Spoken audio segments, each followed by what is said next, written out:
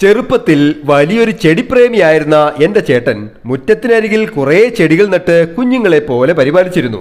ഒരു ദിവസം വൈകുന്നേരം ചായയ്ക്ക് പതിവുള്ള കപ്പപ്പുഴുക്കിന് പകരം അമ്മ ചക്കയട ഉണ്ടാക്കി തന്നു. വല്ലപ്പോഴുമൊക്കെ അന്ന് അതൊക്കെ കിട്ടൂ. ചക്കയട തിന്ന അടങ്ങാത്ത സന്തോഷത്തിൽ ഞാനും അനിയത്തിയും ഹെലികോപ്റ്റർ കളിച്ച് വട്ടം കറങ്ങാൻ തുടങ്ങി. തല കറങ്ങിയ അനിയത്തി കറക്കം നിർത്തി തിരിഞ്ഞു നോക്കിയപ്പോ എന്നെ കാണാനില്ല. എന്റെ ഹെലികോപ്റ്റർ നിയന്ത്രണം വിട്ട് മാടിന് താഴെ പോയായിരുന്നു. പോണ പോക്കിൽ ചേട്ടന്റെ പൂത്തുലഞ്ഞ 10 മണിച്ചെടിയിൽ കയറി പിടിച്ചെങ്കിലും ആ ഭാരിച്ച ഹെലികോപ്റ്റർ പിടിച്ചു നിർത്താനുള്ള കെൽപ്പ് ആ പാവ ചെടിക്കുണ്ടായിരുന്നില്ല. അതിനിടയിൽ ഞാൻ നിലത്ത് വീഴാൻ നോക്കിയിരുന്ന മാടിന് മേളിലെ ഒരു കരിങ്കല്ല് കൃത്യം നെറ്റിയിൽ വന്ന് വീണ് നെറ്റി പൊട്ടി ചോര ഒഴുകി. ചേട്ടൻ പാഞ്ഞു വന്ന് ഞെട്ടിത്തരിച്ചു. ഞാൻ ഞരക്കത്തോടെ അവനെ ആശ്വസിപ്പിച്ചു. സാരമില്ലടാ, വേറൊന്നും പറ്റിയില്ലല്ലോ.